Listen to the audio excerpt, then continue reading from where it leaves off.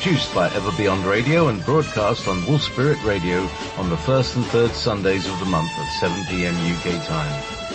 Simon actively encourages you to join the conversation by using the Ask Question menu link at the top of the page at wowwowwolfspiritradio.com/listen. Please come early to ask your questions. Now, on with the show. The next 2 hours will be full of debate, interview guests and up-to-date news. Please join Simon in playing an active role.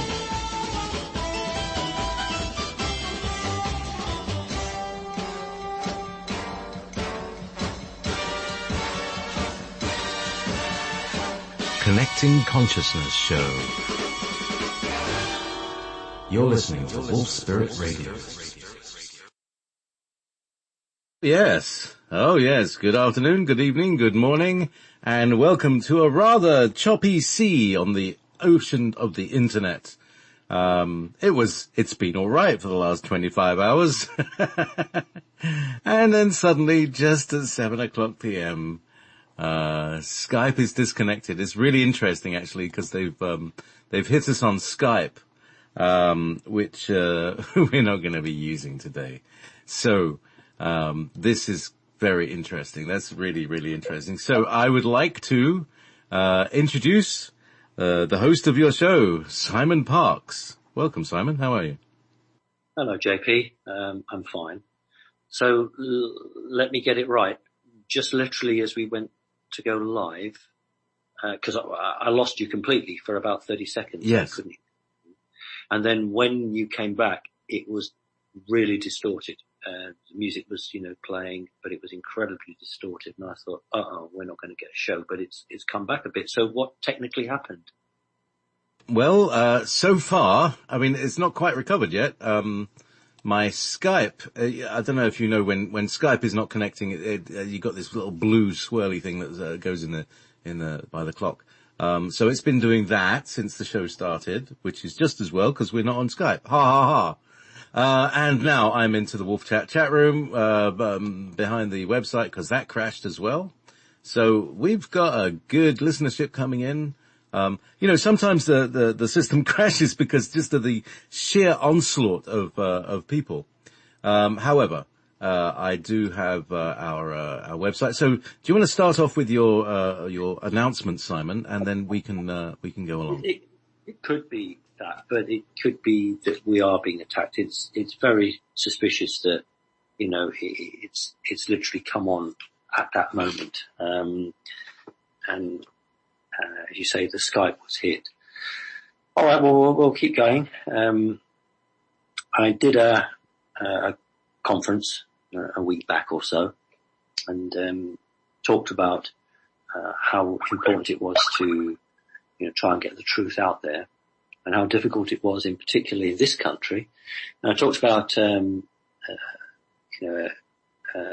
very well-known whistleblower in his own right, who went public with what he believed to be a very credible attack in the 2012 Olympics. And he was taken to court and he was imprisoned.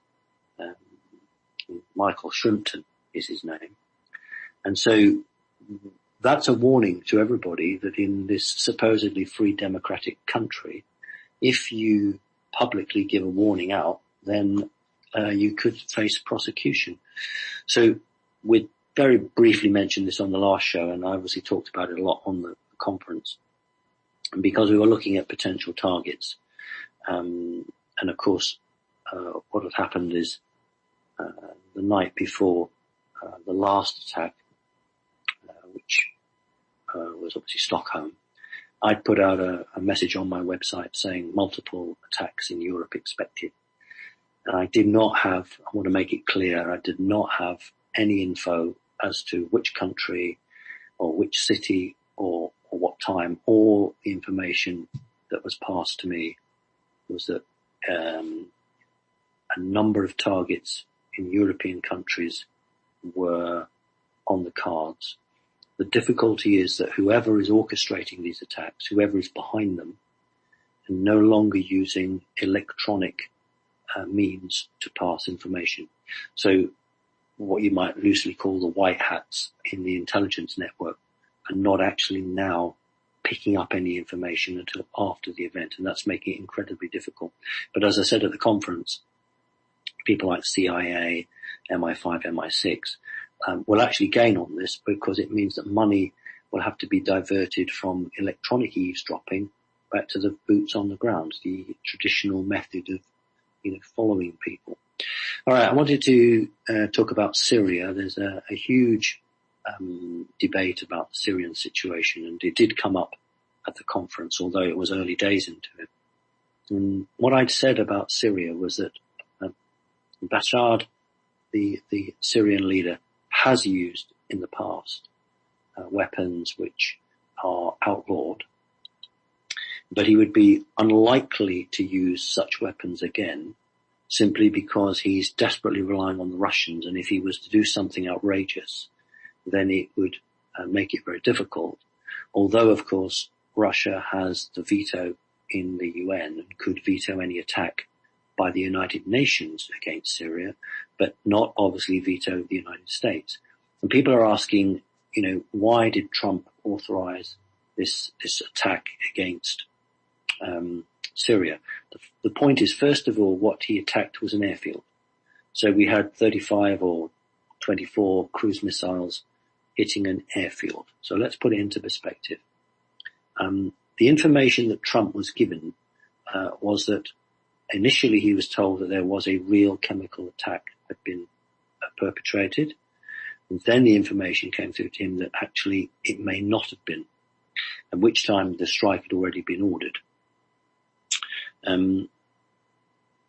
It would be very surprising to me if Bashar had used chemical weapons simply because at this moment in time he needs all the support he can get.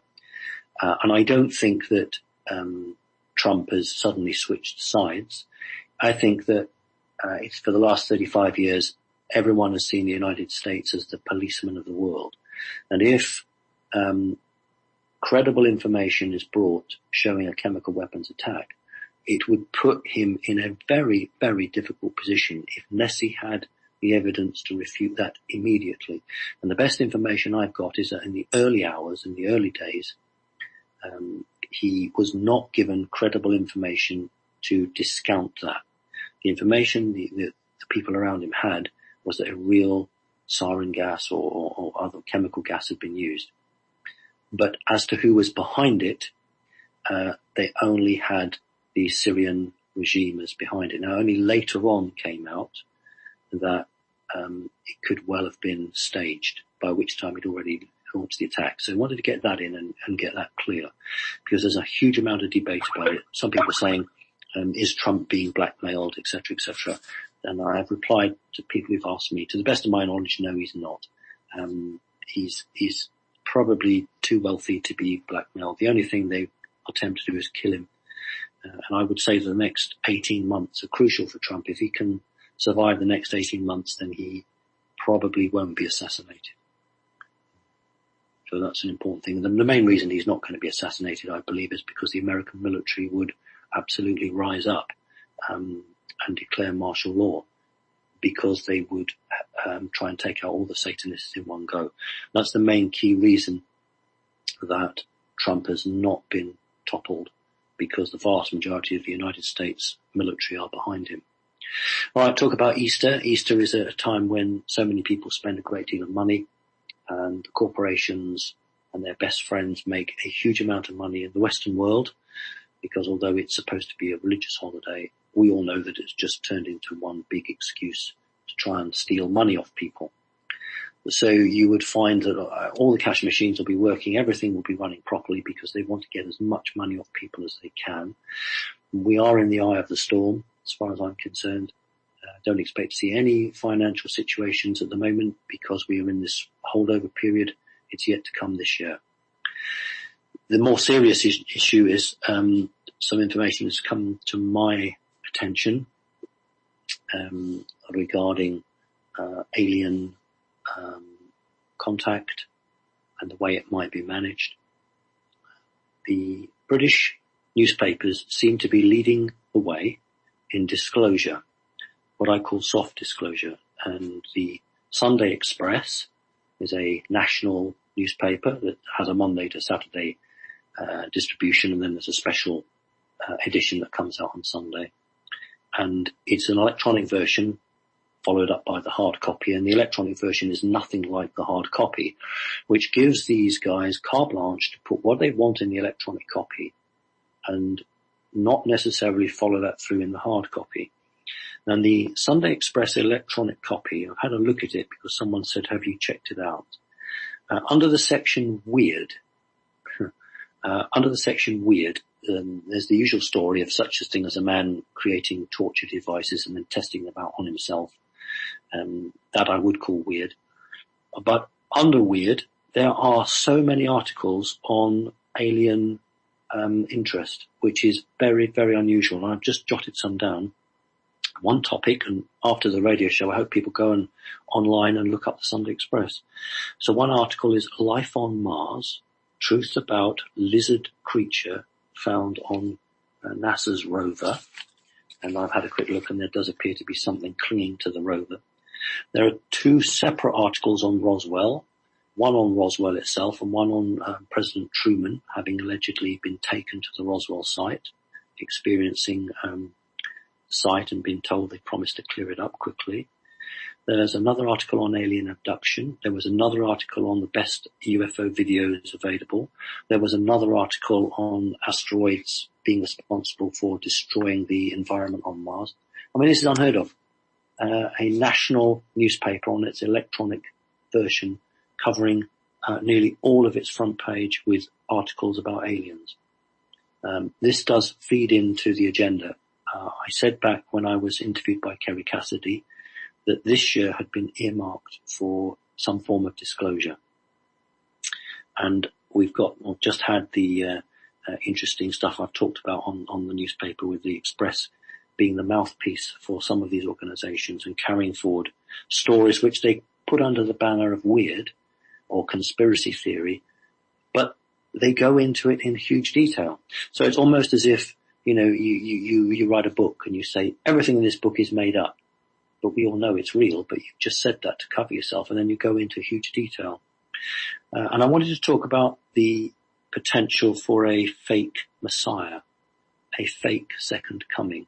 Now, I know for a fact that Erin Rothschild has in the past said that she knows that her family were very keen on this topic.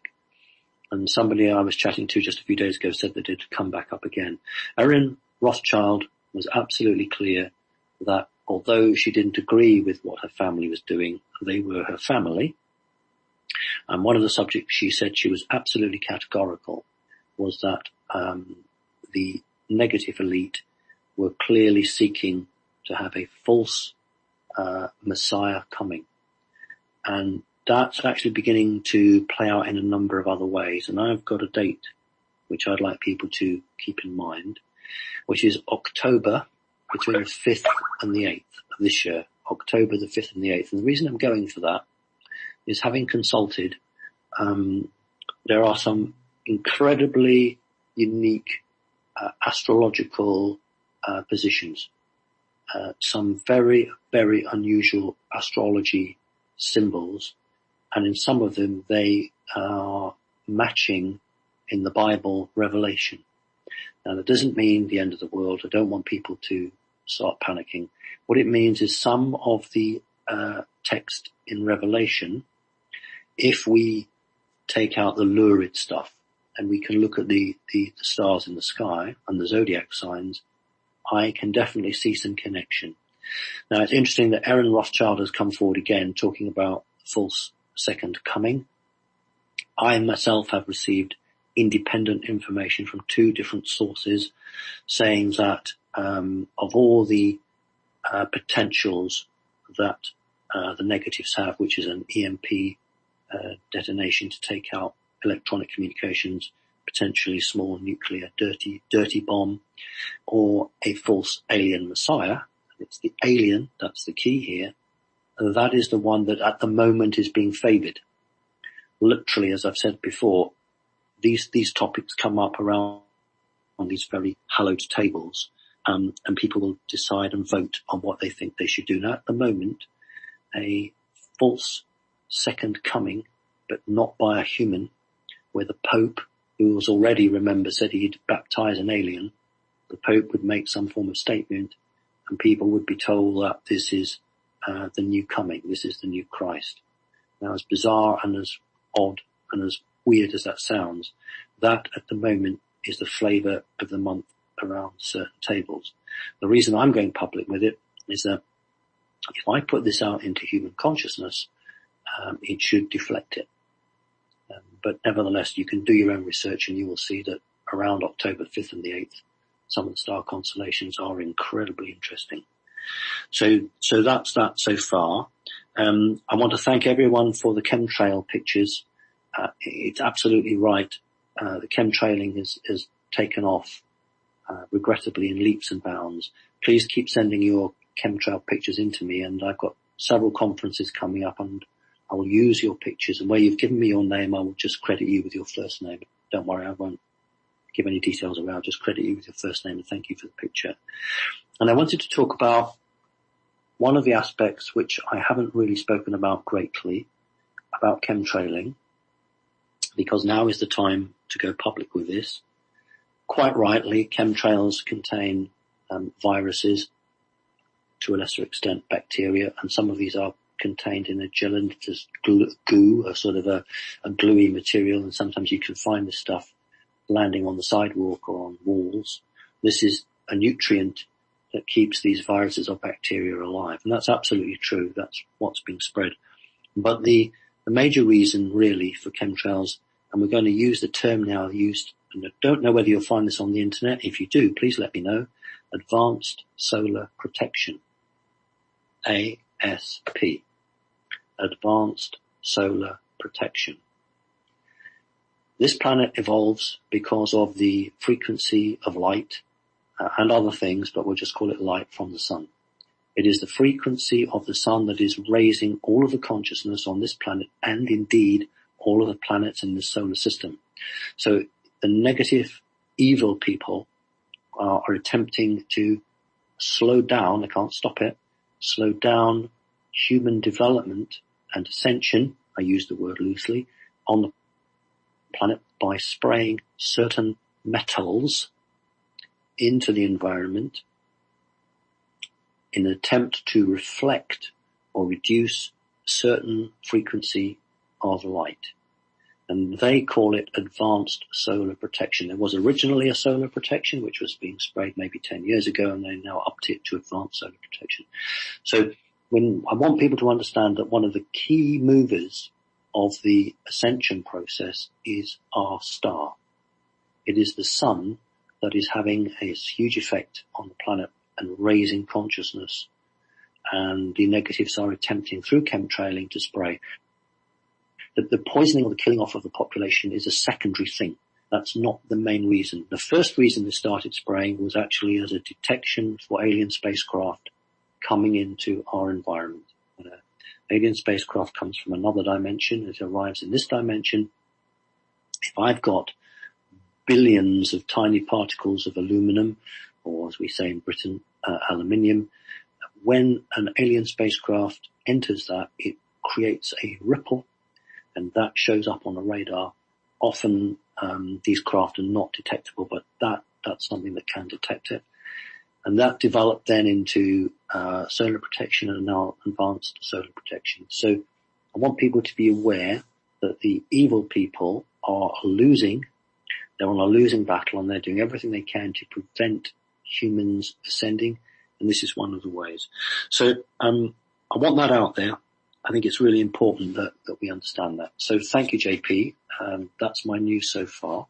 I'd like to go on with the questions. Fabulous. So, here we are.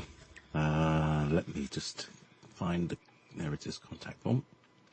I did actually type in advanced solar protection to google.co.uk, and of course you get it's all about windscreens for cars. So there's not much. It's all about solar PVs. So anyway, that's another domain of knowing for people to check out. All right. So our first question today, comes from Star Stuff. And I have to say, this is, people contact me, Simon, during the week, and often they're like, they feel that they're under attack and they're very desperate, and I'm like, I just do the radio show. I can't protect people from this.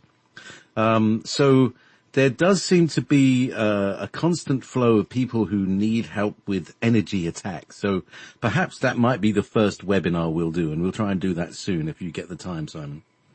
All right. Well, we've been talking about this for months, but of course we never get round to it because of one thing and another. With greatest will in the world.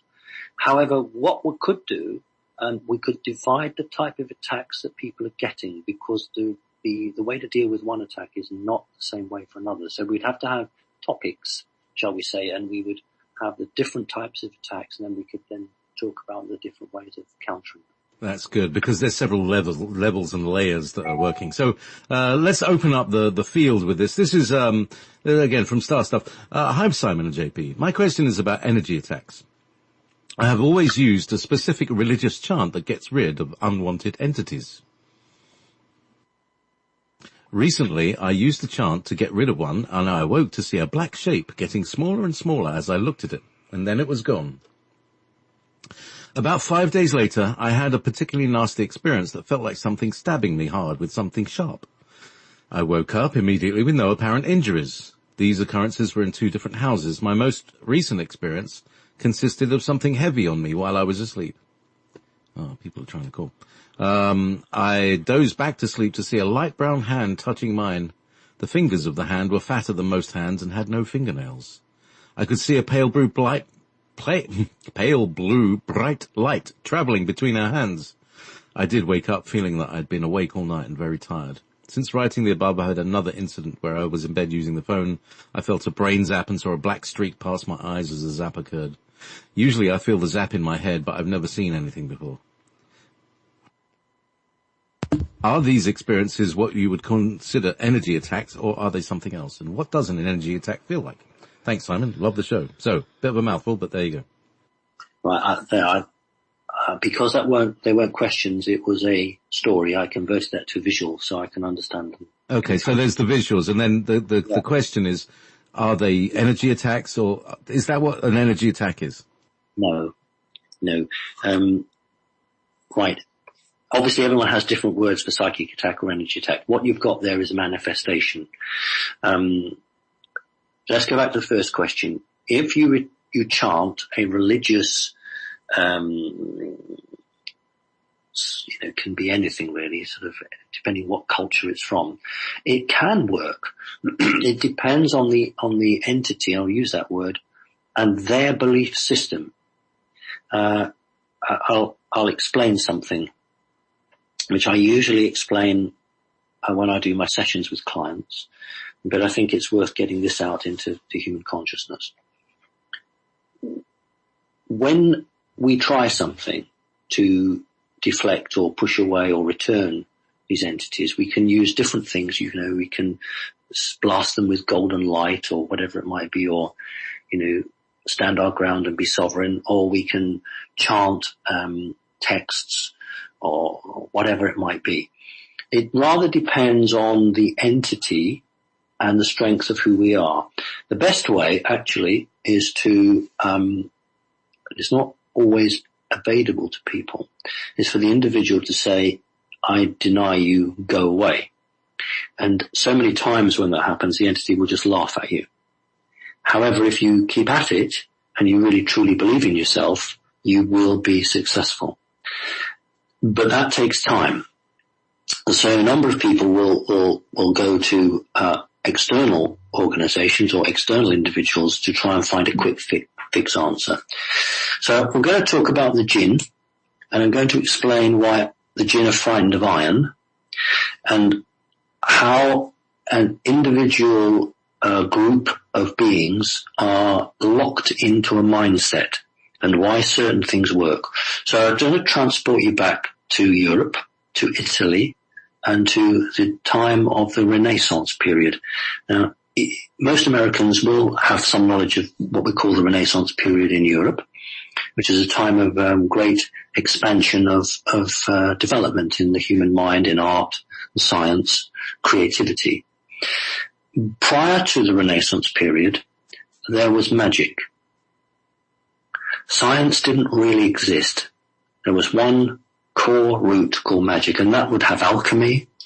It would have witches using potions to heal, a whole range of it really. You can put astrology into that as well.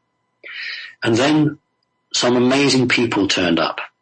Leonardo da Vinci, a whole range of people, Galileo, right through history, who started drawing things, wheels and pulleys, cogs, optics, and suddenly in human consciousness this became science. And what had been magic split, it divided like a tree that grows tall and then splits into two halves. And one half became the motor car, the cell phone, the rocket, and the other half became magic and dived underground. So the half that the public saw was the cell phone and the motor car, which was science. The side that was alchemy, healings were even doubly attacked by the Vatican and other church organizations. But the secret societies, the esoteric societies, then embraced that and went underground to it. Now the jinn belong to history prior to the split between magic and science. So no matter time has moved on and we have magic and science, their mindset is locked in when there was no such thing as science in this framework of time. It was just magic. Iron makes up the vast majority of meteorites that land on the Earth, and it is an extraterrestrial metal as well as a terrestrial metal. And if used by somebody who has both the right and the strength to command that iron, they can command a jinn. That's the correct terminology, to command a jinn. So that entity is locked into a mindset that a human today couldn't understand. Why would that entity be worried about iron? Why would it fear iron? That's the reason. So there are many things that you might read out, some ancient scrolls or ancient script, which that being believes in. So that's why it works in many cases, providing you identify the entity. Now, what this person is talking about is not an energy attack. This is a portal being opened. You have a very interesting creature that's come through with no fingernails. The hands are fatter. I would expect the hands to be a brown, light brown, grey colour, flabby and fat. The blue light around them is the energy portal coming from the other side.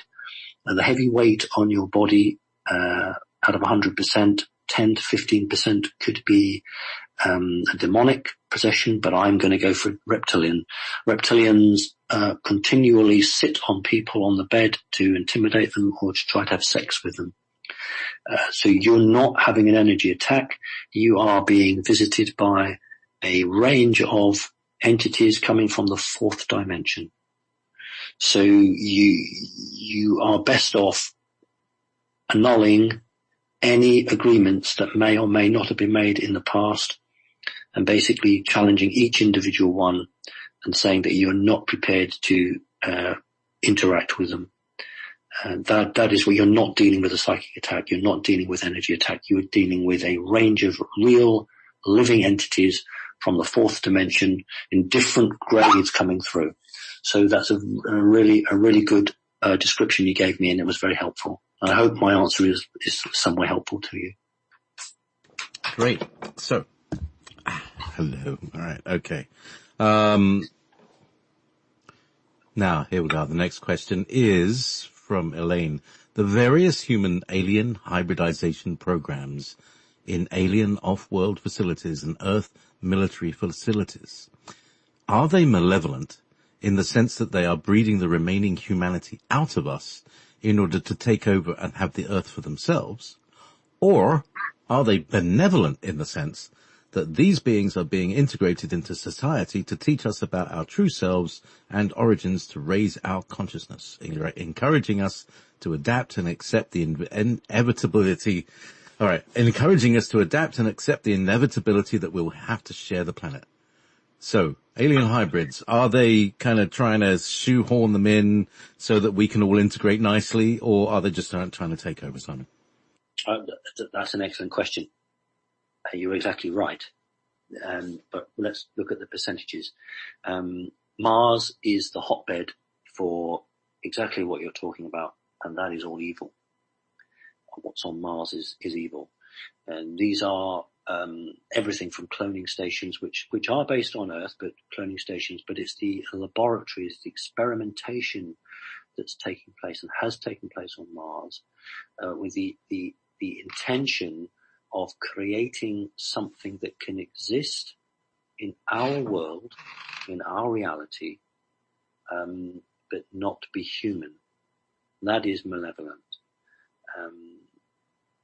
If you are going to have an organic body and then just fill it full of artificial intelligence, robotic AI material, that is malevolent.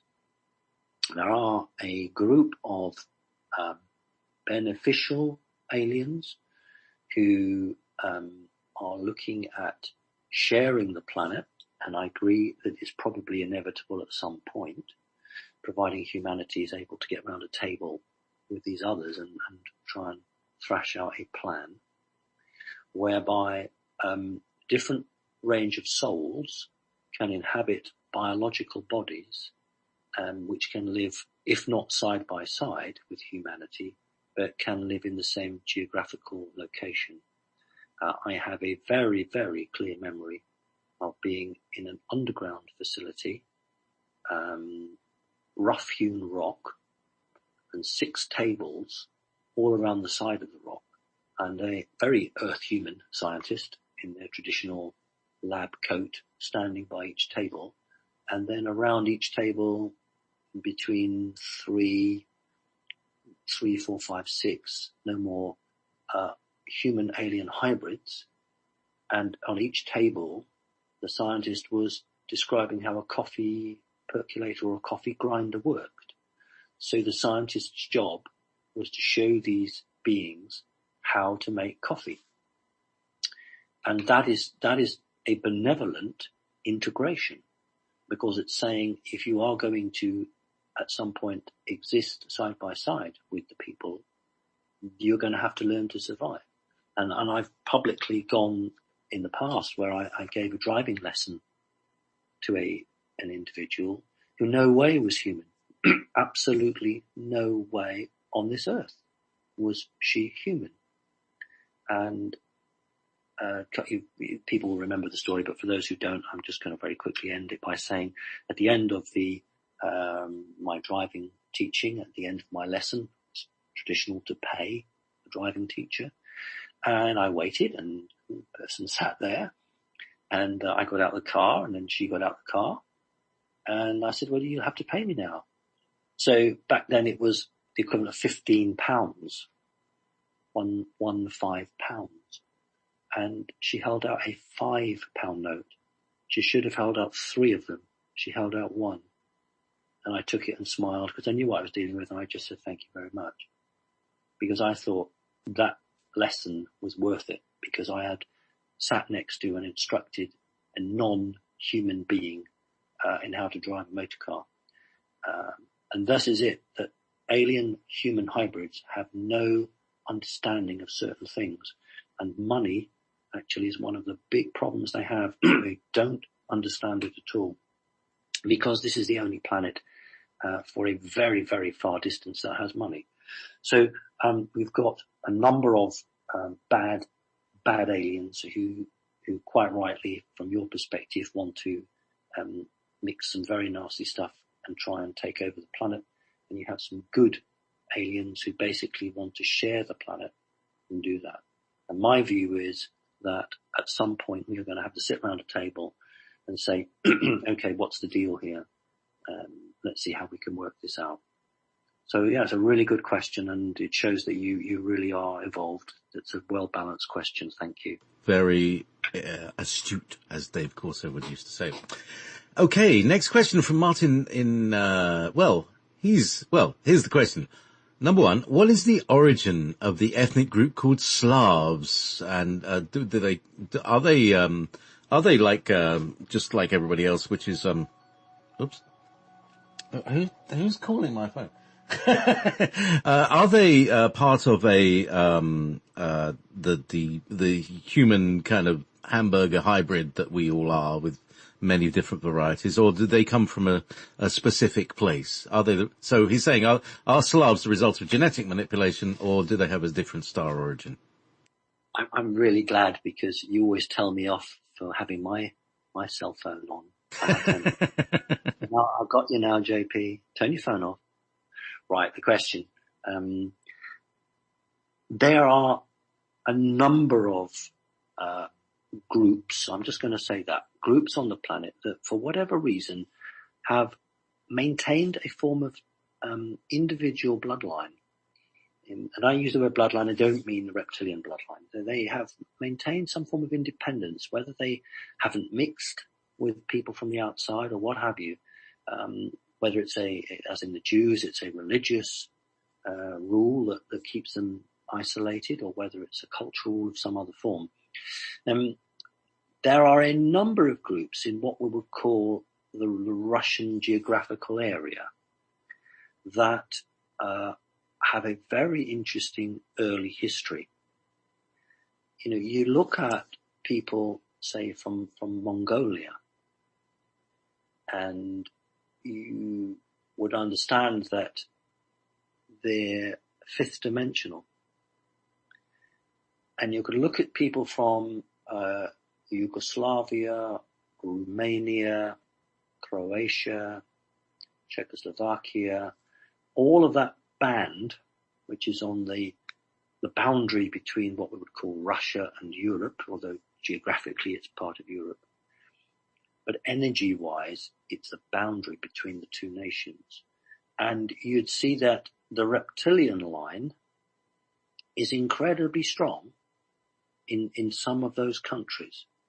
So the Slavic group can trace a very interesting dividing line between Nordic and reptilian. So you would often find somebody with a strong reptilian energy, but also a higher human energy, Nordic.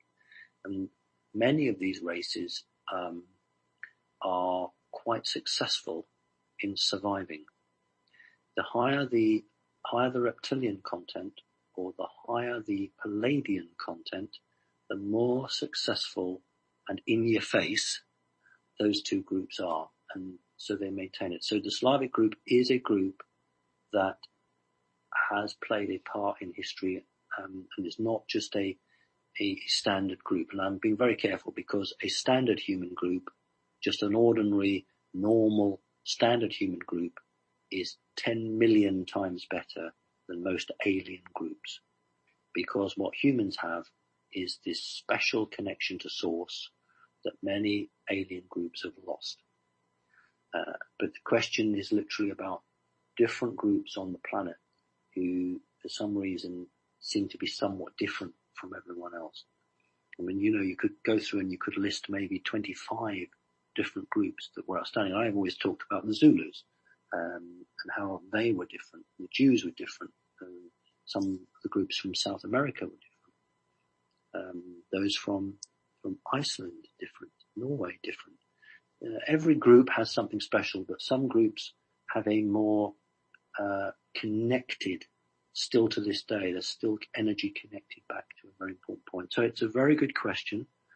And I think that you're probably looking at a reptilian stroke Nordic past for the Slavic race. Thank you. Okay. Now, that's very interesting, because, you know, there's always this, now who is it? The Basque people have this uniqueness, and there's all these little groups around that have all these different uniquenesses, like, sort of they're the remains of different civilizations that have been, horribly hybridized and turned into the big hamburger. Anyway, so here's the second part of the question. Or a second question. Now, it's talking about Alex Collier. Says that humans on Earth are like a Heinz 57 hybridization, but also genetic royalty, and that they have the abilities to create many things without tools and technology. Does it mean that we can literally, by our thoughts, see our inner organs and regenerate them, for instance? Regenerate our physical DNA? Create a real apple or food just by our thoughts, not by anything physical? And if yes, does it also mean that other humanoids and species in different systems and galaxies do not have these abilities? Right. So you get the thrust of the question. I do, but if I should forget it, I'm sure you'll remind me. Yeah, so it's essentially, can we create with our minds?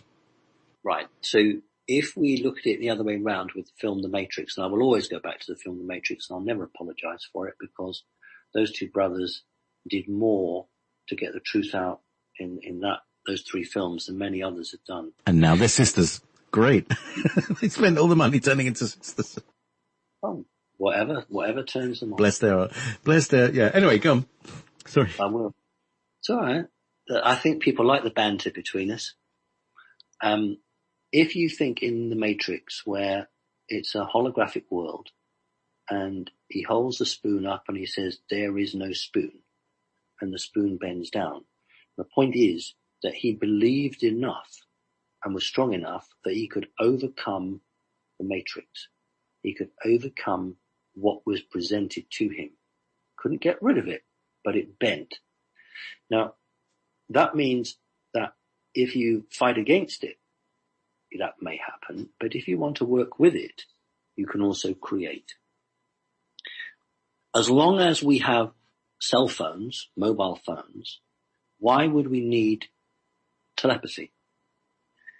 If nobody had a cell phone, a mobile phone, the number of people developing telepathy would grow hugely.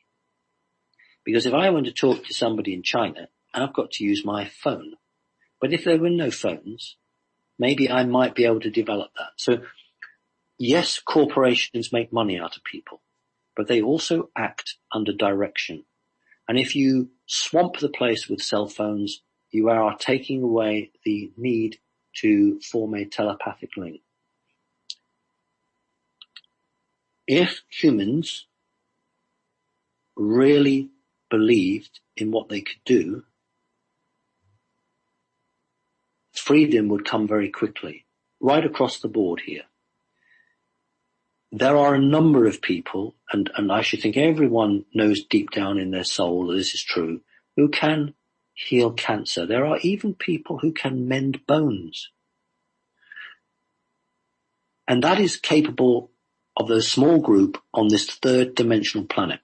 Now, if we get off this third dimensional reality and get in through the fourth quickly and get into the fifth, then so much more is possible, because the energy and time doesn't work as it is in this dense sort of molasses syrup environment that we're in.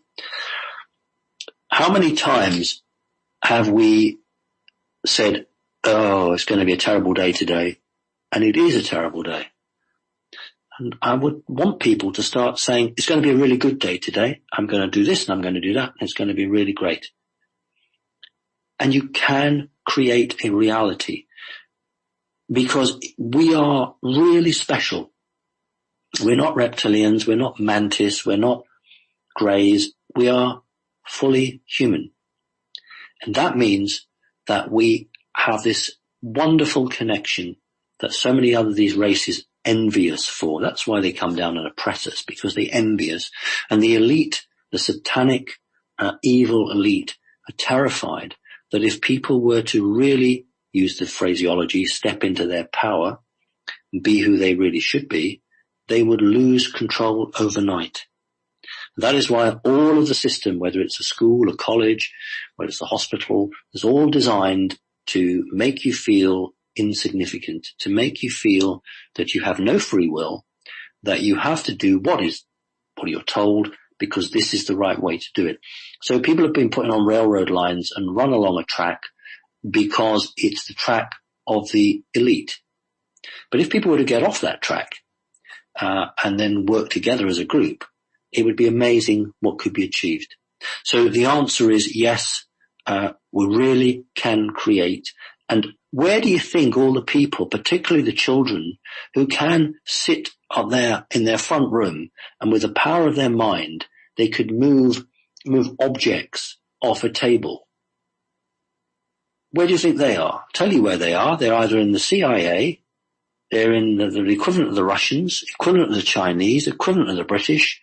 Whenever an individual shows not gifts or secret powers, these are what we all have, but where somebody for whatever reason is able to break through this 3D matrix and is able to exert these energies, the system comes in very quickly and says, yes, please, you'll do, we'll have you.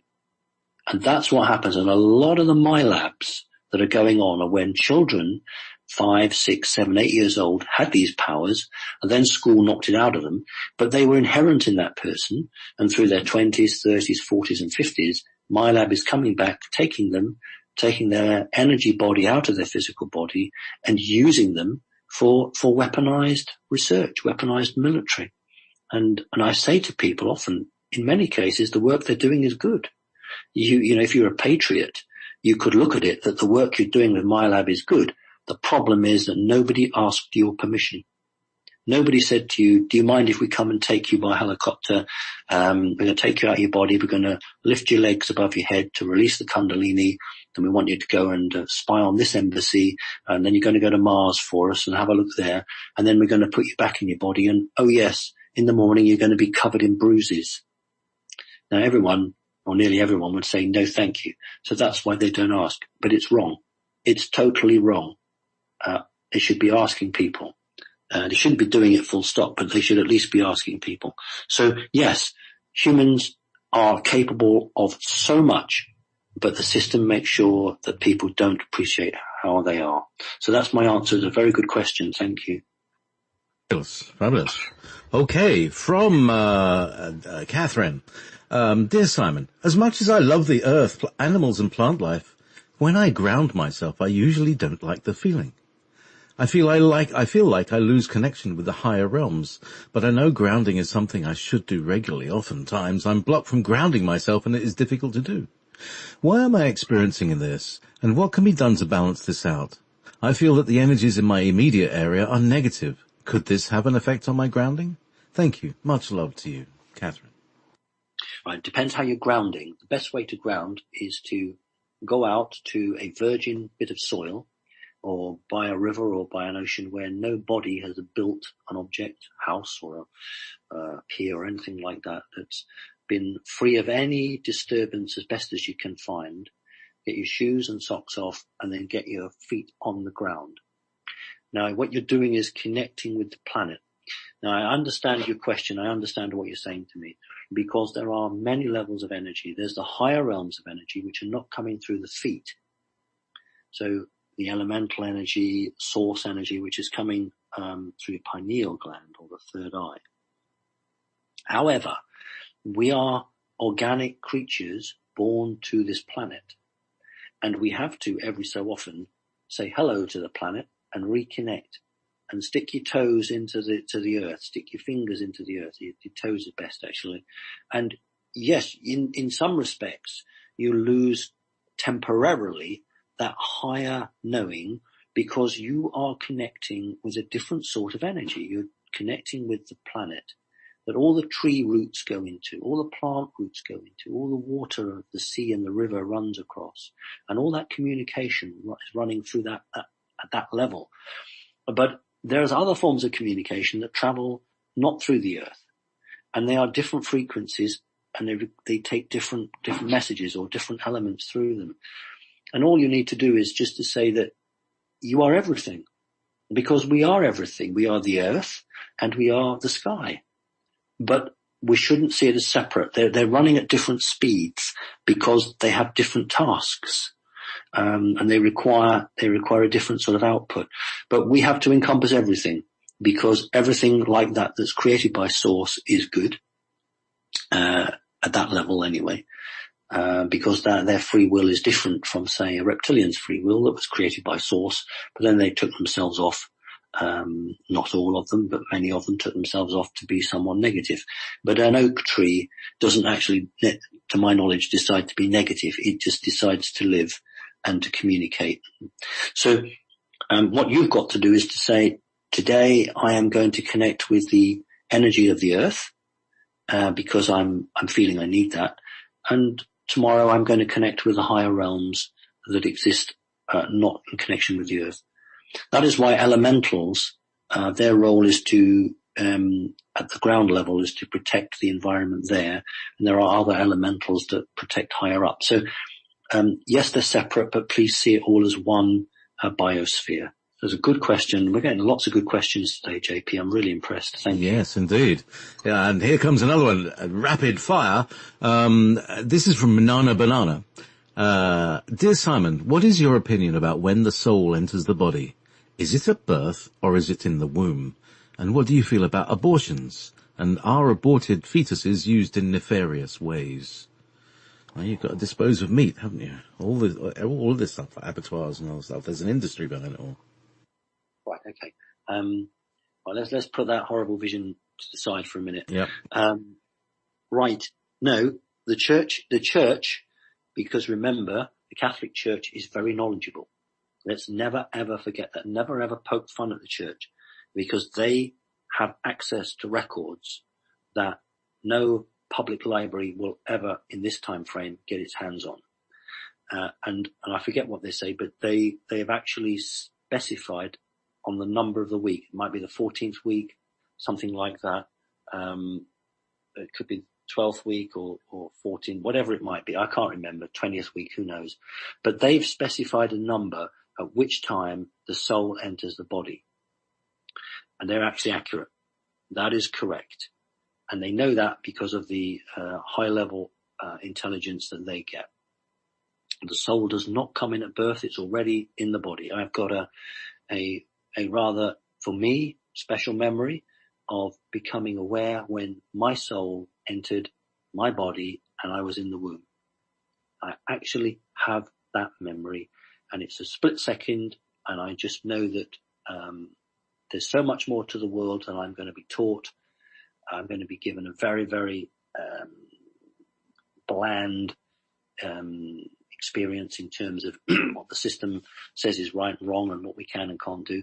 And I realized there was so much more to it. And then boom, that was it. The next thing I know is like I'm born. So the soul comes in before birth. Now then, I'm not going to dwell on the negative side of it, not because I'm frightened to do so, but I don't want to give too much energy to it. But I will say to you that in most cases, the evil people are more interested in live children.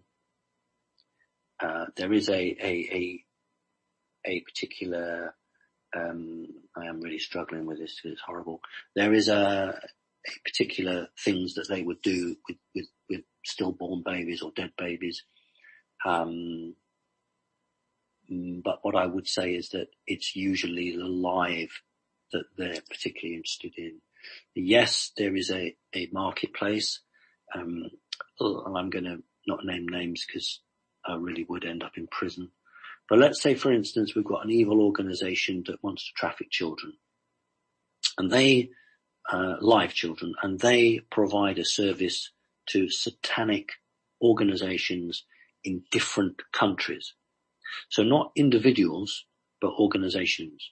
Now, if these evil people want to move children from one place to another, what better than through an airline or a coach company or someone who has a fleet of ships, all high street names that legitimately carry passengers from A to B? What about places of entertainment? What about where children go missing? On my conference, I talked about Dean Williams, not Dean Williams, I shouldn't mention names. Somebody who died in 2006 while giving a speech, and he was just about to drop dead off a stage. He was at a conference, and he was about to talk about missing children, in Great Britain, and that he had been talking to a very high-ranking police chief constable, in fact, who had passed him information. And he talked about JFK on stage, talked about 9/11 on stage, and he didn't drop dead then. And then he was just about to talk about missing children. He'd done a huge amount of research in the United States of America and in Great Britain and in South America. And he got hold of some very high-ranking people who were prepared to talk to him. And he literally dropped down dead in front of an audience of a couple of hundred. So the subject of children is very important, and you only have to ask Alex Collier what happened to him when he started to talk about missing children and how the system absolutely came down on him like a ton of bricks. We'll talk about it. So the answer is no, not really. It's live children thereafter. Thank you. I'm sorry for, but I've just looked up the good old Wikipedia. Ensoulment is the process they call it. 40 days for males or 90 days for females. Isn't that interesting? That it's different for boys and girls. Could that be true? I don't know about the numbers but it is different. For male and female do incarnate in the body differently because of the connection with the planet. Okay? It's very interesting, but you're right, or whoever it is right, that a male and a female soul generally need a bit of help. If you've got twins are born within 3 minutes of each other, it doesn't mean that their souls went into their bodies at the same time. If one is male and one is female, the female soul will generally, not exclusively, will generally get in first, and the male will then follow on. So even if the children physically are born within minutes of each other, the soul will have come in at a different time. Yeah. So that's right. It's tea time. I think you're absolutely right. Now, that was quick. That came upon me. Let's just bring a piece of music. All right. This is a really nice piece of music, and it's from the 1970s when everything was cool. And no, isn't it? No, it's not. It's Steve Hillage, not Mike Oldfield. I played Jean-Michel Jarre today. The Steve Hillage is The Music of the Trees. It's very pretty.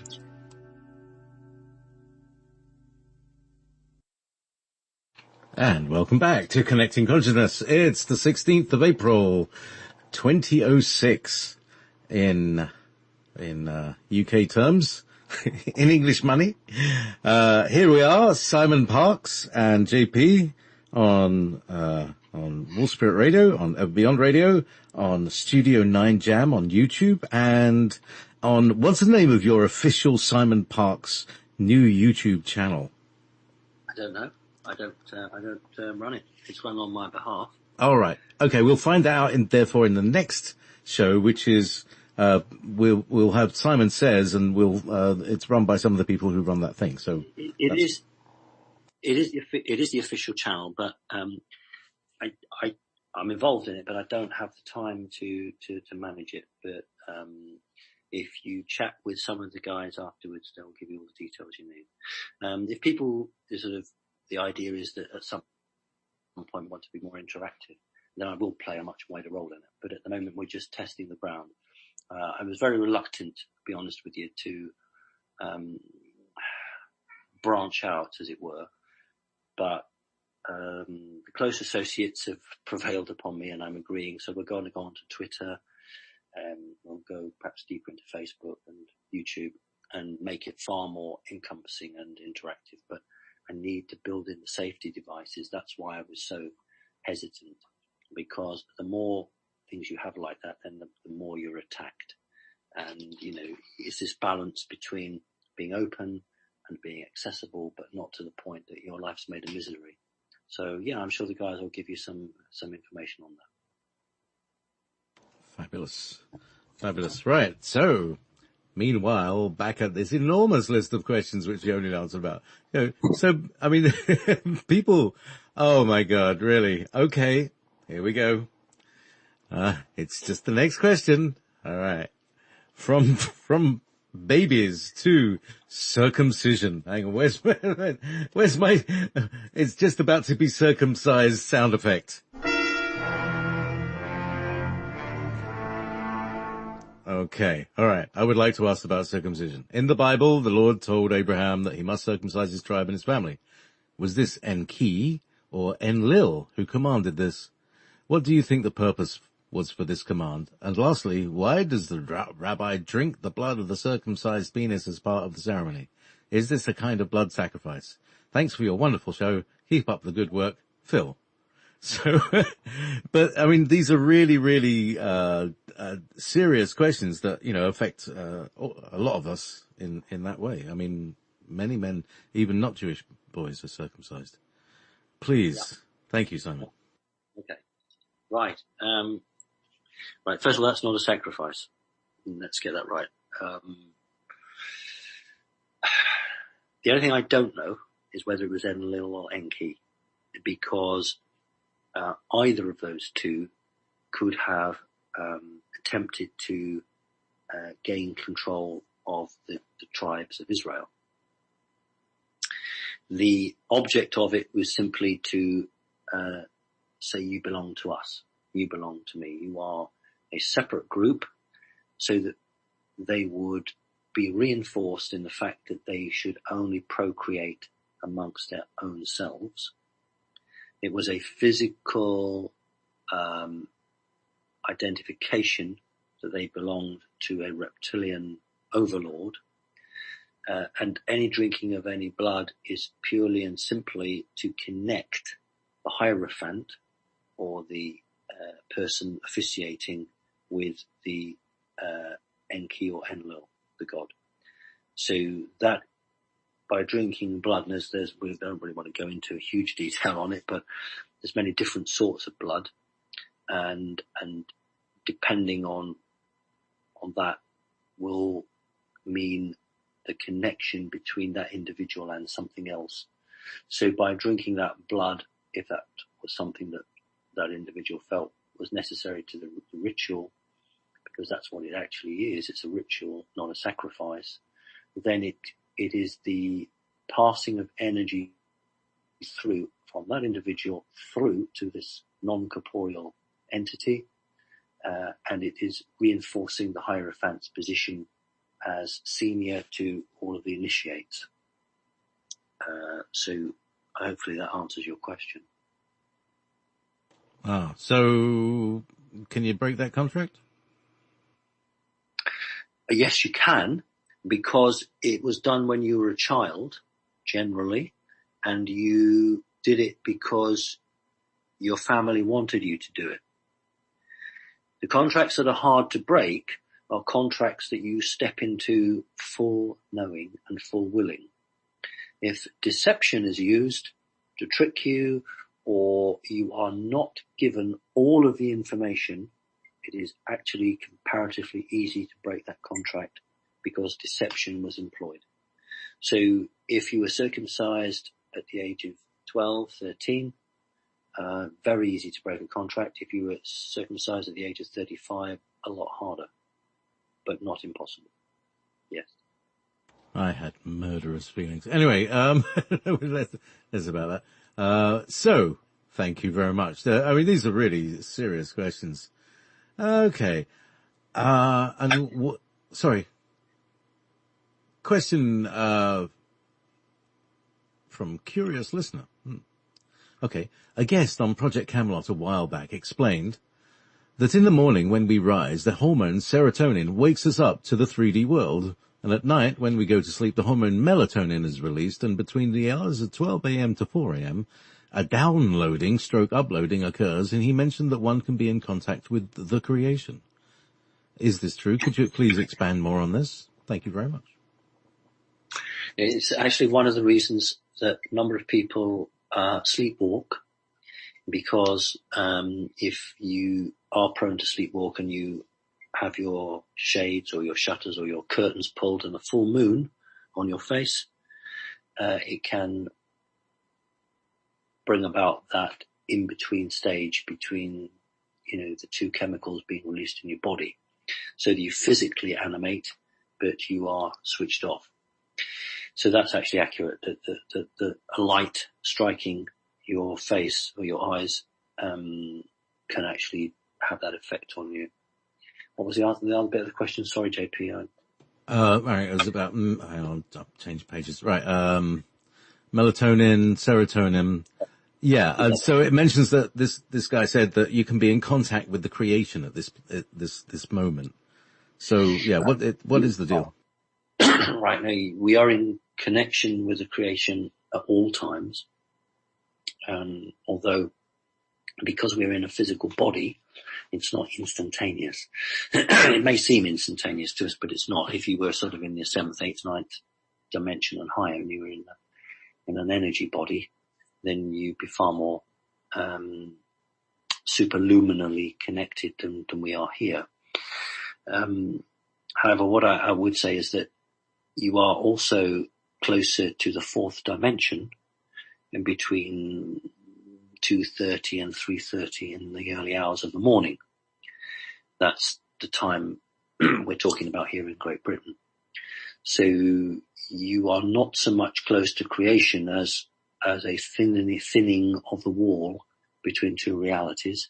And that's why, as far as I'm concerned, the witching hour is never midnight. It's never 12 o'clock. It's between 2:30 and 3:30. And we are connected to source at all times, but sometimes, we swing closer to the 4th dimension, and that's when many people get dreams that are not helpful. Not necessarily are they getting visits, but they can perceive more clearly between those hours I've given. You can feel and see in a way with sharp clarity that you couldn't at 2 o'clock in the afternoon. So I hope that helps. The contrast of the night. Thank you. This is from one of our Connecting Consciousness in Romania. Hello, Simon and JP, and thank you once again for doing the show. You are true heroes in my eyes, Simon. My eyes. Simon, I want to spread awareness of the tunnel of light and the energy grid and about the way they operate, but most people are so convinced that they will either go to heaven or hell when they die that they just can't comprehend such information, which unfortunately is the harsh truth about the world we live in. Please tell me, how do I do this so I can start saving their souls from reincarnating back here again without their will?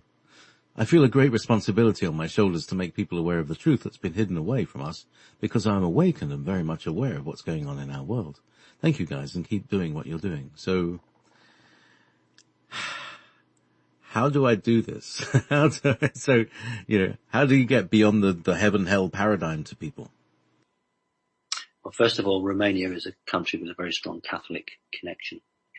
So this is very difficult, because if you have a strong religious rule, then you don't want to waste your time unless somebody is on the verge of trying to break free from that religious binding. You cannot take it upon yourself to free people. That isn't the way to do this. What will happen is people will come to you, or you'll hear a conversation, or something will happen which will give you the view that that particular individual or that group of people are beginning to question. It's not anyone's responsibility to set others free. All we can do is give people the information, give them some advice, and point them in the right direction. It's entirely up to them what they do with it. I have long since stopped arguing with fervent religious fanatics. A fanatic is not just a gentleman from a Muslim country hell-bent on blowing something up. A fanatic can be a very European person who's, as far as I'm concerned, some of these religions are cults. They wouldn't like it being called that, but as far as I'm concerned, they are. And some of them turn up on the doorstep and try and convert you. Well, you can't save someone like that, but can you then save somebody who, goes to work and pays rent or has a mortgage, and, the high spot is maybe having 2 weeks foreign holiday a year, and the rest of the time they're pretty damn miserable, but they daren't rock the boat, because if they rock the boat, the little they have got, They're fearful they'll lose. So it's overcoming fear. How do we overcome fear in people? Fear that the little they have will be lost. The fear that whilst they're amongst the great mass of people, they are not looked at, and they just go along with the flow. They keep their head down, they don't cause any trouble, and they might just get through life okay. Well, how do you wake somebody like that up? The reality is that you only wake people up when they start questioning. When something happens to them or a close friend of theirs or a family member that sets them against the system. A good friend of mine went to court expecting to win the case, only to see somebody walk into a totally empty courtroom, sit down, stare at the judge, and then immediately the whole environment changed and this person lost their court case because the elite sent somebody to put pressure on the judge. But the only advantage of this was that individual who up to that moment had had faith in the system, faith that the great British justice system was there to protect ordinary people, faith that the police force really would protect you and investigate for you, faith that the doctor in his or her surgery really would prescribe a medicine that would make you better, faith that the education system really was there to enlighten you. And suddenly in this individual's case, they realized that it was a complete and utter joke.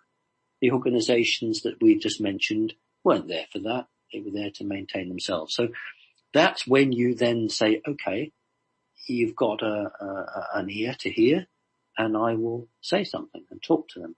But, the days of standing in, and we used to do this with Hyde Park Corner in Great Britain, you'd stand there and preach. I think people still do. What is the point of that? It is a waste of energy.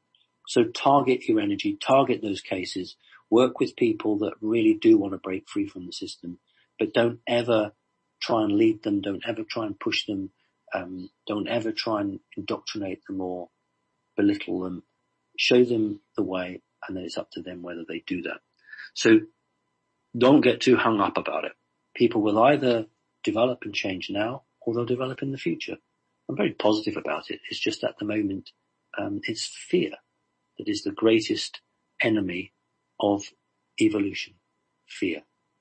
So I'm going to, before we go on to the next question, it's my time to thank people for donating. I had quite a flurry of donations recently, so psychically you must have known that my MOT was due. Thank you, because if I can't keep my car on the road, I can't go out and do the stuff I do.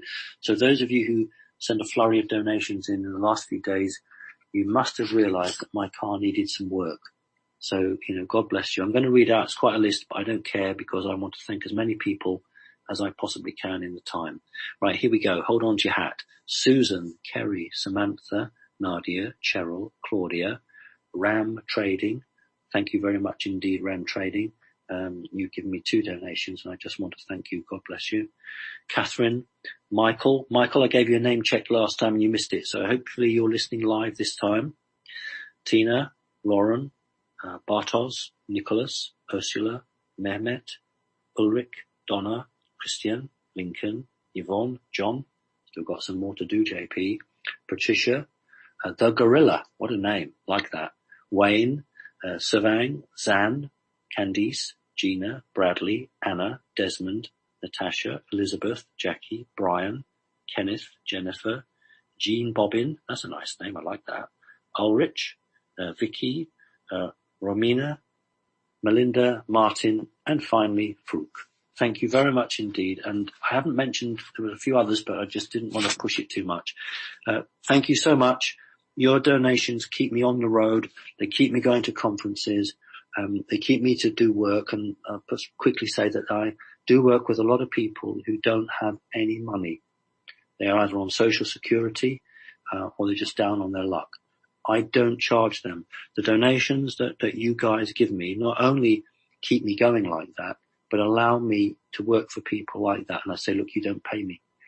Tonight, no names because that's not what it's about. Tonight before the radio show, I had a regular Skype with a mother and her child.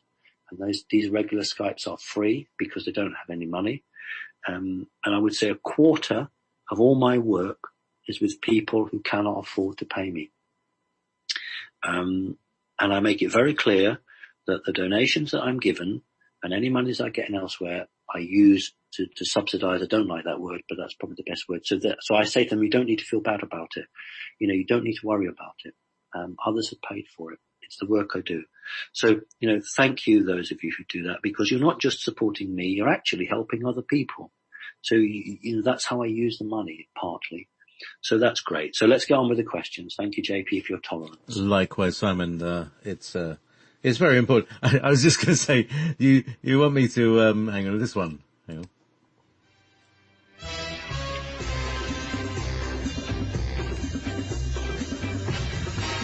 Do you remember that theme tune? Now remember, I'm a lot younger than you.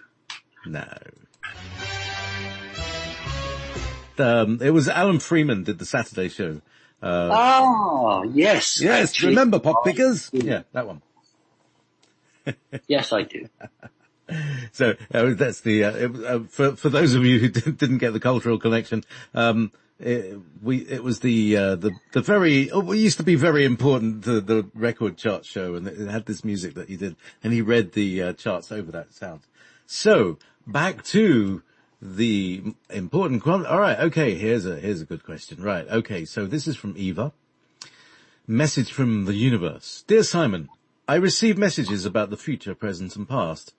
In February, there was a big message, and I know that this is true because the way I received it, telepathically, I have a lot of these and a lot come true, the message was that the king would come back very soon. I saw a person, symbolically, from out of the universe and from deep space came to the earth, and it was bigger than this planet and our whole galaxy. He, the king, at least that's what it felt like. He had like a whole army behind him, and he would come from the sky. A couple of weeks ago, you said you knew something about a group who is angry at what the bad ETs and Anunnaki have done, and this was a good group. However, I'm not religious. I do believe in Jesus as a being. I think this was a message that he comes back, and it was told to me. It was just a couple of months. Could Jesus be part of this group you mentioned a couple of weeks ago? I also received an exact date this year for something horrible to happen, nuclear event. This was before the Korea stuff in February. So, however, this can change. I'm worried because more people are saying this about an event that will happen later this year. Do you have people who say the same about a terrible event later this year? If you want this date, please say so, then I will email you. With kind regards, Eva. Two things on that one. First of all, it's no coincidence that question's come out because at the start of the show, I talked about a false flag messiah. Very good, gifted people, and the questioner here is a good person and is a gifted person, are being targeted, I would think, with false images to confuse the issue. The whole concept of Jesus, as far as I'm concerned, is accurate. Jesus was real and accurate, but unfortunately the rules and laws that have been written around in the stories are there purely and simply to manipulate and to control. Like many things, you have to take something that's connected to the earth and weave a web around it for it to have any type of resonance. There is a very, very strong case for a false flag alien messiah at some point this year, and I've given the date earlier on the show. And the image you just conjured up is very similar to that in the Bible, leading a whole host of angels or whatever it might be.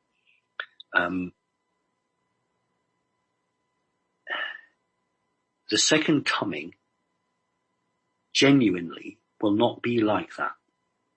That's not the way it's going to be. That is a stage managed event where something occurs and the sky is full of this, that and the other, and that's all stage managed. That's all about trying to sell it to the human population. Jesus in the first coming turned up very inauspiciously, an alien spacecraft, three very wise Illuminati men, hence we get the Magi, the majestic group comes from the word Magi, the three Magi on their camels.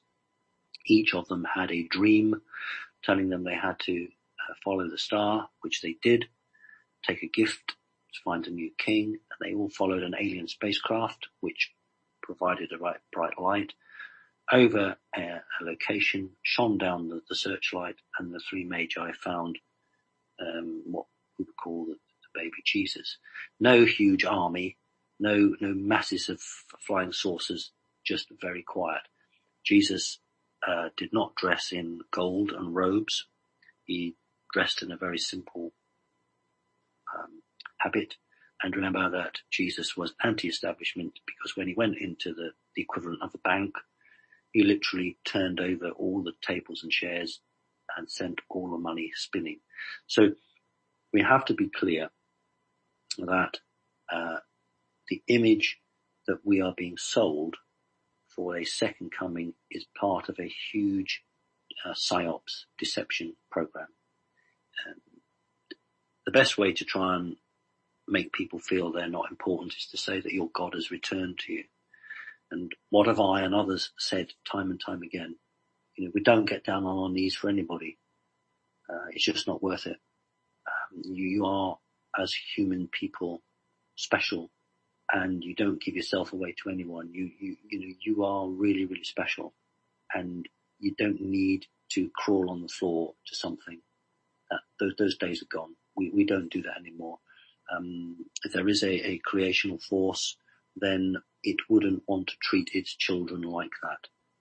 What father or mother would want its children crawling about this, that, and the other, offering blood sacrifices? It's just absolutely nonsense.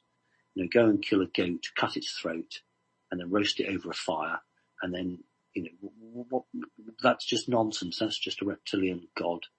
And so we have to be very, very careful. And so be careful of the images you're getting. Some of them will be very true and genuine from source. Some of them will be hacked into. So you are very genuine. You are very good. But it's because you are good, they're trying to use you. So be very wary of that. So thank you. That's a good question. Thank you. So, now, I don't know if you heard this before, but this is a question from Joao. What is a déjà vu? Sorry, bad joke. Why do this is a story. What is a déjà vu, and why do some people feel it and others don't? And how does it happen? Right. It was a good joke, but you didn't give me time to laugh before you cut in with it. I laugh at my own jokes. It's all right. I'm self-contained. JP, no, it was a good joke. I think that nearly everybody should at some point have the déjà vu, but some people get it very strongly, and some people get it multiple times. If I had the ability to be like Hollywood and broadcast everywhere, I would ask everyone to keep a calendar and write down when they got déjà vu, because I bet you there'd be a pattern evolving. We've mentioned the Matrix. In the Matrix, Neo is just about to climb the stairs, and he gets a déjà vu, and Morpheus says, "Oh, that's a glitch in the system." Interesting. So, déjà vu can be either because time isn't linear. I think most of us have grasped that now. It's either oval, circular, corkscrew, figure of eight. Doesn't matter, as long as we understand that you can come back on yourself at some point. So déjà vu can either be where you've created or you're recreating a happening which you've done before, or an element has, not necessarily badly, has hacked in or come into your time stream, and you are merely seeing what you will see in the future, or you are reliving what you've seen in the past. It is a sign that you yourself are psychic, and that you yourself have inadvertently entered through the frame into another reality, just for a split second. What we need to do is to not just shake our head and walk away from it, but we need to write it down, because it's amazing how these things quickly can be forgotten. Or write it down and say, is there a message here? It may not be a direct message to me, but is it a part of my life? Is it something that, when I add to other things I've known, will help me to develop or be cautious or be aware? So whenever the universe puts something toward you like that, treat it as a very special sign and take note of it. it doesn't have to be something magical like that. It can be something very physical, something very normal and mundane, but something unusual. I give an example in my own life. It's about 4 years ago. The doorbell goes, front doorbell, and it's exactly at 3:30. I know it's 3:30 because in England here the schools come out at 3:30 and the school kids have just come out. And I looked at the watch, 3:30. It's a postman parcel. The next day, the doorbell goes exactly 3:30. And then the next day, the doorbell goes exactly at 3:30. So for 3 days, somebody was at the door, spot on 3:30. It's never happened before. It's never happened again. Now, that may not be deja vu, but there are certain things that happen in our lives. And instead of shaking our head and saying, what a coincidence, we need to store these things and work on them, because they are little windows into another world, which if only we can understand it, we can either experience more of it or we can develop it. So it's a really good question. And I think that everybody, sometime in their life, will experience deja vu. Synchronicities and stuff. Now, this is a very interesting question from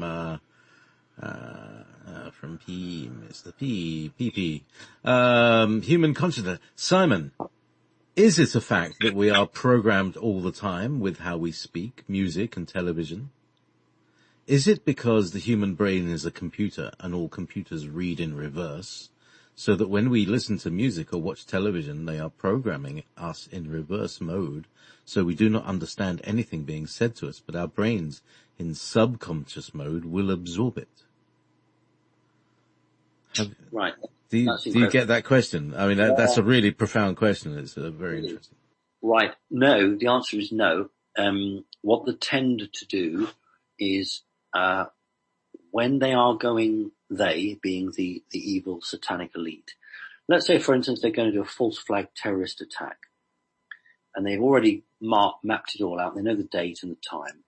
What they'll do is they'll hit the community in that country maybe a fortnight beforehand with bursts of programming, to either accept it or to act fearfully or to become irrational or to become what have you. So they don't program everyone all of the time. What they'll do is what I would call a loose carrier wave. So a frequency of energy that is continually transmitted over Wi-Fi or television, or other mediums, which they can instantly access should they need to put out a message or to put out a way of feeling or a way of being. In terms of the reverse, the very basic way would be in some of the pop songs where when you play, sometimes you play it backwards, the music backwards, you get a message that comes through it. That's a very obvious and well-known one. Generally speaking, mind conditioning at that level is not done backwards. It is done with a time delay on it. And that's the key here. They have the capability that the off-planet people have had for a very long time, and this is very recent on this earth. They have the ability to time capsule information. So you could sit on Tuesday and watch a television program, and then 3 weeks later, this time capsule will activate, and then, you might decide that, you're going to go and do this, or you're going to go and do that, or, you react in a set way to a piece of news that's given to you on the major news channel. We shouldn't underestimate the fact that control of the masses moved from the gun, the bullet, the bow and arrow, the spear, to the electronic format a number of years ago.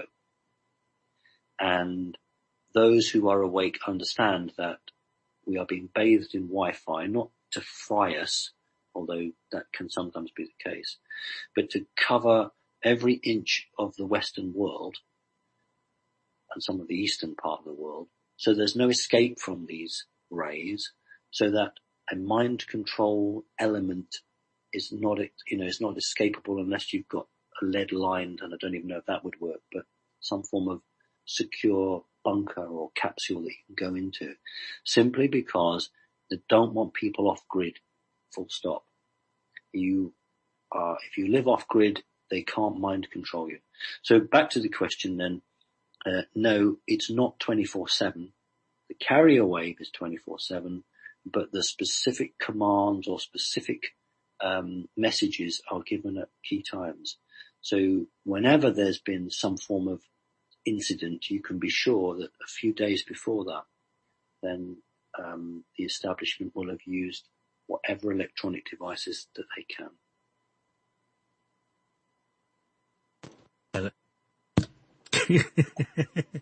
They're gonna try. They have tried every single thing tonight to mess our show up.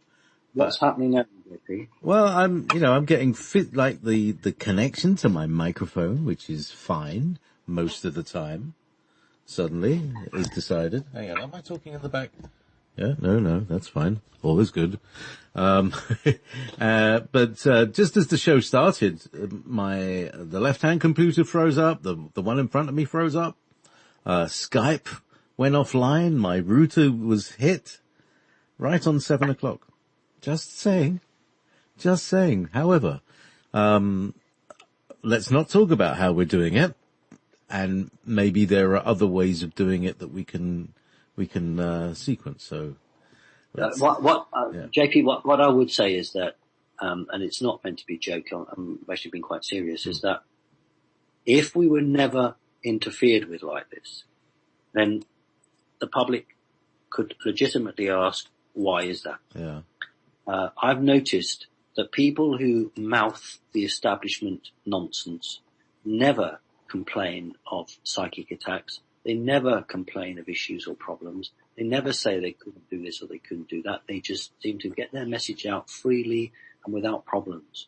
And it's absolutely obvious. It's stark in your face that those people who, are trying to do a job, whatever that might be, trying to get information out and are being hammered, it will be simply because the message they're giving is not in tune with the establishment.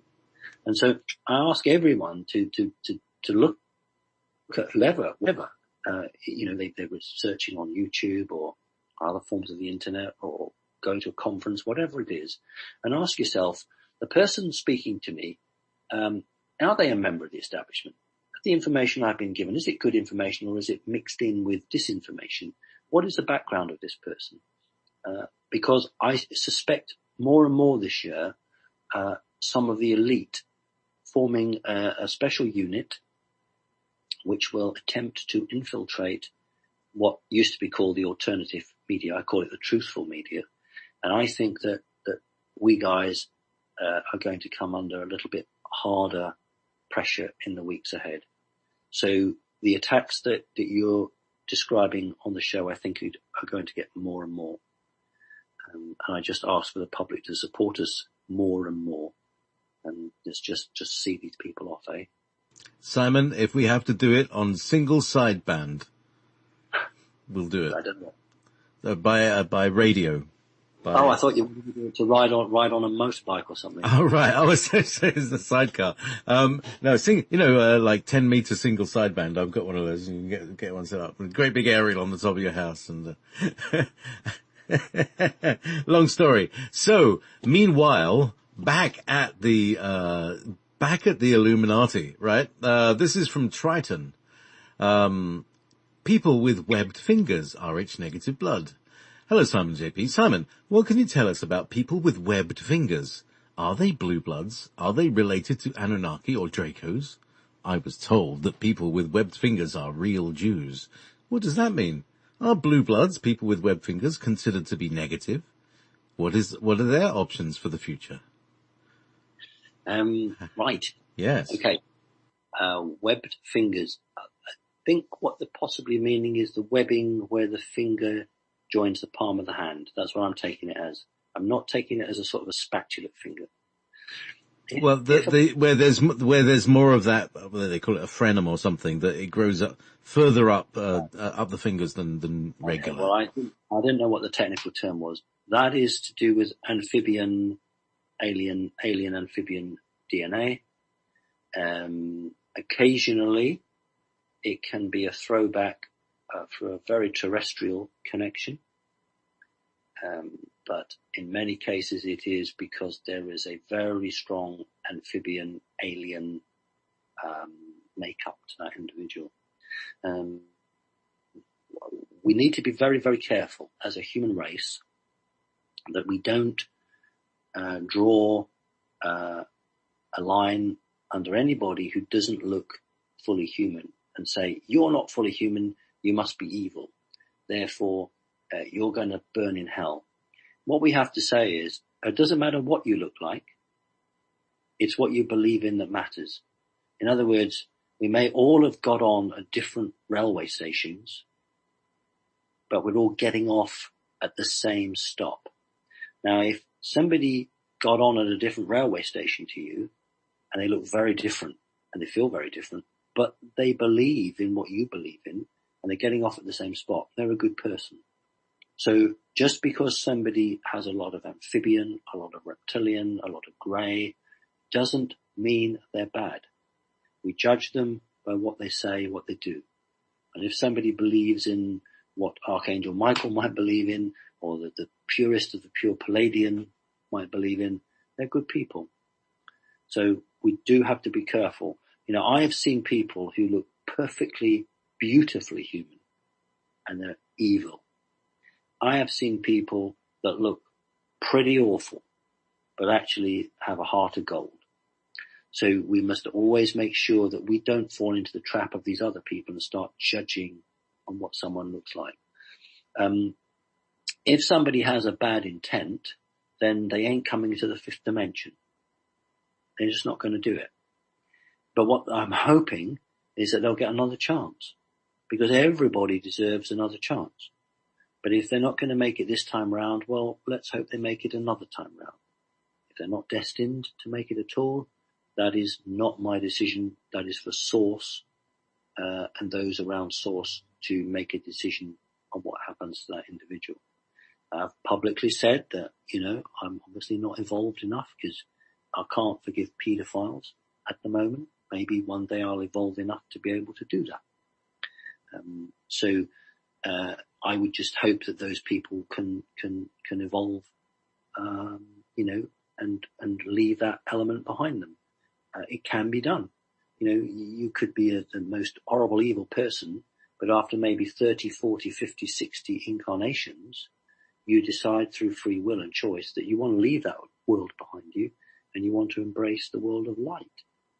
Well, I can't say, well, you know, 5,000 years ago you did this, this and this. What we say is, hallelujah, because you've seen the light. You have decided to move from the dark to the light. And those people who've moved from the dark to the light are the greatest warriors, because they have made a choice to leave the power system and join those who don't have power. You know, we don't have the power. We're not the elite. So anybody who was the elite prior and joins us has actually given away a lot for the right of truth. So that individual can do that. That individual knows how the other side works. And if you know how the other side works, then you're in very great danger to them, because you can second guess them. I sometimes get a little bit concerned about people who talk about a particular race, and it's the Palladians, but what have you, and you know, this is the way you need to be, truth and light, etc., etc., etc. But remember that Source created both positive and negative. Source created dark as well as light. And if you only exist in one plane, you do not really understand what Source created. If you started in one area and then moved to the light, or you were in the light and you moved to the dark and then you moved back to the light, that is wonderful, because you have made a personal journey of learning and you have chosen to step forward into truth and justice and light. But you've also experienced the dark. that means you can be a wonderful warrior. And I actually hope that in these months ahead, we get lots of people who up till now have been in the dark, who through free will choose to come and join the light and bring all that expertise, all that knowledge with them, much more than just being a whistleblower, so that we can totally take apart some of the constructs that the satanic fourth dimensional energy is built up on. Because we need people from that background to help quickly take down. It's a bit like somebody who used to rob banks, let's say, and the person would go in and rob a safe. What happens is the bank company comes to them and says, can you help design a safe for us? These guys from certain parts of the world who hack into everyone's computer and steal money. They finally get caught, go to prison, and then out they come, and then the company says, would you like a job with us to help make us more secure? So there's a real place for people who have done bad, who can genuinely repent and start afresh. So that's a message actually to people who are listening to this. And I know these people listen to this show who are not part of Connecting Consciousness, not part of the Radi group. They listen in. So I'm addressed those words to you. Okay, JP, that's great. Thank you. All right. So now I've got to filter through about 3,000 questions. There's several themes that are coming up, but the main one is, as you might expect at this moment, Donald Trump seems to have suddenly done a U-turn that broke people's neck, so quick that it was that he went from cleaning up the swamp to suddenly bombing Syria. What's the deal with Don, and what's going to happen next, from what you know? Right. What do you want me to do with this, JP? Because I did mention this at the beginning. All right. Is there any hope for him? I mean, in terms of, or hope for us with him, or is he going to just kill us all? Who's written that? That's what they say. Who's written "kill us all"? Well, no, I say kill us all, but slip us into World War III, and there are people saying, that there's an event that kills a very large number of people soon. Okay, that was the question previous, wasn't it? Look, I've addressed the Trump issue. I'm not going to answer that. Now, obviously, the questioner didn't know that I was going to address that. So, what I would say to the questioner is, your question is not unanswered. I actually addressed it because it was so important that I put it as part of my intro talk. So that's how important your question was, but the answer is found in the beginning. There is an event planned, but again, I've touched on it, that the options for these people in their own deranged mind is an EMP blast or a dirty nuclear bomb blast or a second coming of a fake messiah. These are the three potential events. Now, there is the potential of an earth movement, but this is a natural occurrence because the stresses and strains of a 3D planet as it goes through evolution are like birth pains. And there will be a number of quakes, which we've had actually quite a few recently, or volcanoes, which are nothing to do with human element, but is to do with the planet evolving. The difficulty that we have is that science unwittingly passes this information on to the elite, and they say, we are detecting there's going to be an earthquake in X, Y, or Z, probably in 3 weeks' time. So what the elite can do is use a HARP device. It's not just aimed at the sky. You can use HARP to bring on or increase volcanic or seismic activity. And then the elite can use a HARP type device to make what would have been a 5 or 6 on the Richter scale up to 9, 10 on the scale. So evil people can use a natural occurrence to make it out disproportionately big. And that has happened in the past. For goodness sake, look at Fukushima. Look at that. That was a disaster that could have quite easily wiped off half the planet, but we got help from somewhere to try to contain that. So there is an event planned. Whether it goes ahead is largely to do with the human consciousness, the development, and the help we get. So yes, we need help, but yes, we can do a lot ourselves. So please do not start buying into a disaster, because if you do that, you are unwittingly giving your energy to it. As far as I'm concerned, the human race is on a winning streak. I've always said we'll take some damage, but we will get through the other end. That's the way it's going to be.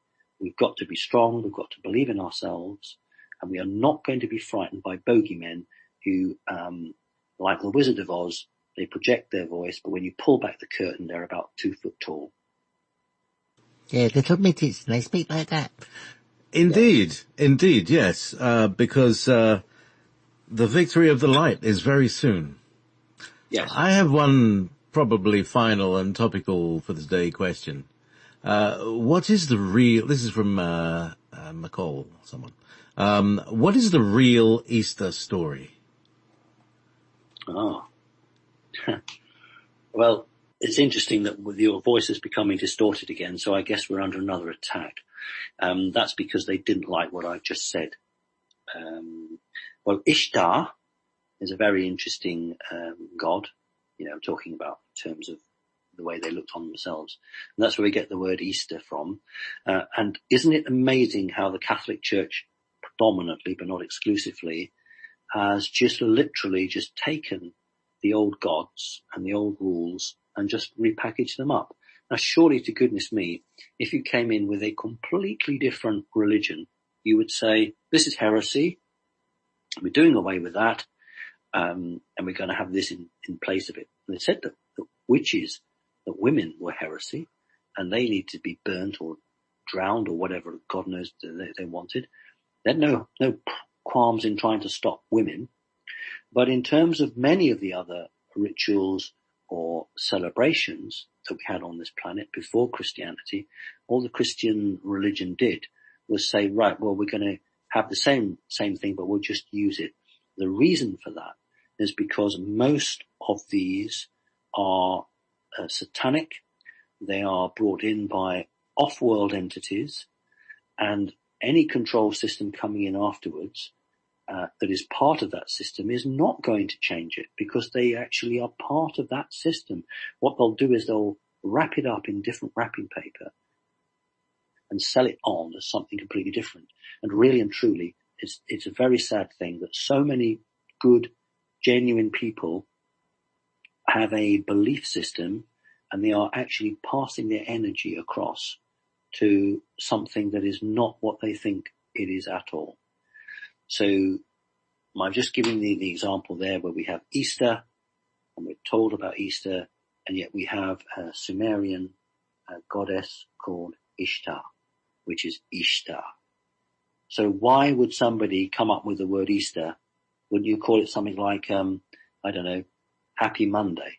Why would you choose a word that is related to that? It's because the energy wants to be drawn back.